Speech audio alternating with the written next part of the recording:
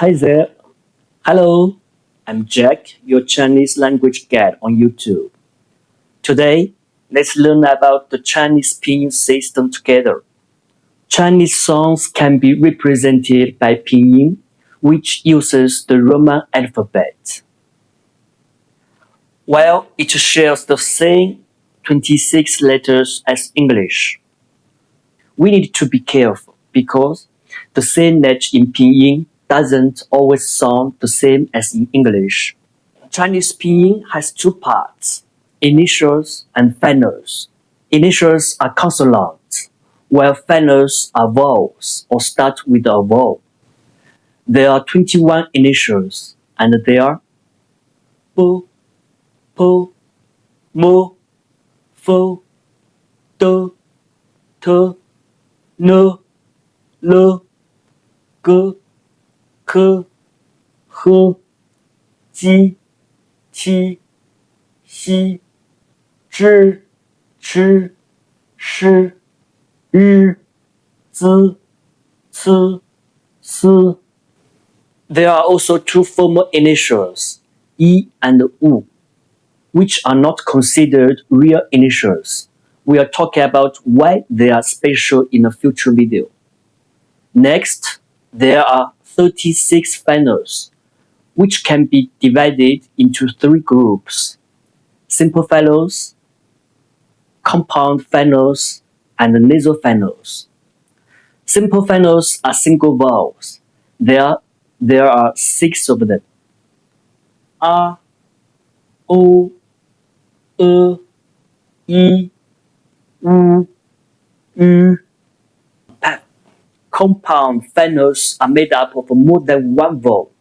There are 30 of them: I, a, ao, o, ya, ye, wa, wo, yue, yao, you, wei, wei. But be careful here.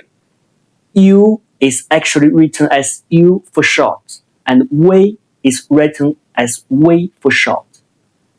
Nasal finals start with a vowel and end with a nasal consonant. There are 16 of them: an, yin, yuan, yang, yuan, wan, wong, on, on, yin, yang, yong, wang, wong. Be careful here. Wen is written as wen for short. There's also one special final. It's unique because it can never follow an initial. It always stands alone.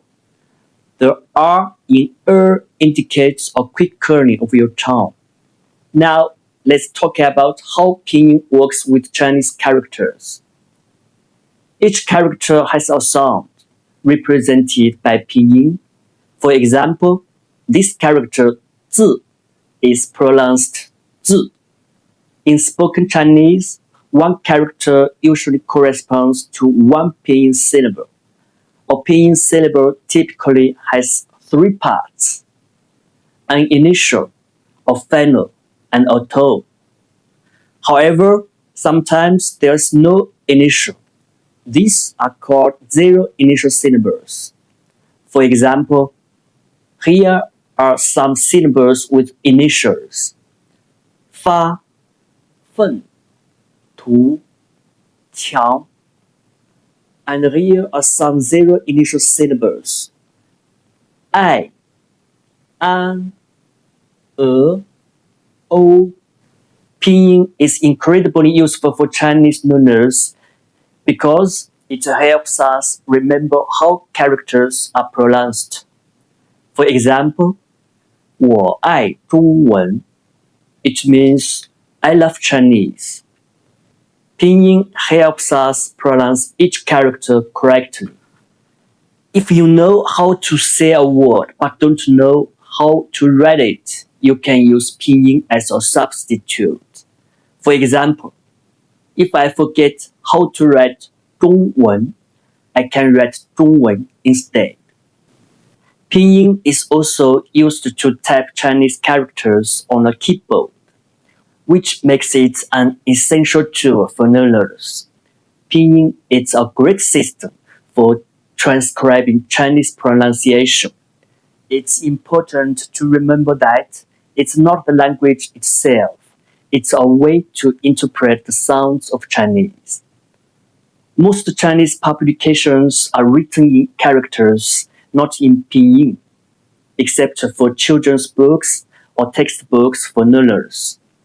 To sum it up, Pinyin is a powerful tool for learning Chinese, and by following my videos, you will master the Pinyin system in no time. I hope this video gave you a good overview of Pinyin. And next time, we'll start with the basics, the 6 simple finals. Thanks for watching, and if you found this video helpful, don't forget to like, to comment, and subscribe to my channel for more Chinese learning tips and lessons. Hit the bell icon so you will never miss an update. Let me know in the comments what you'd like to learn next. I'd love to hear from you. 谢谢. And see you in the next time.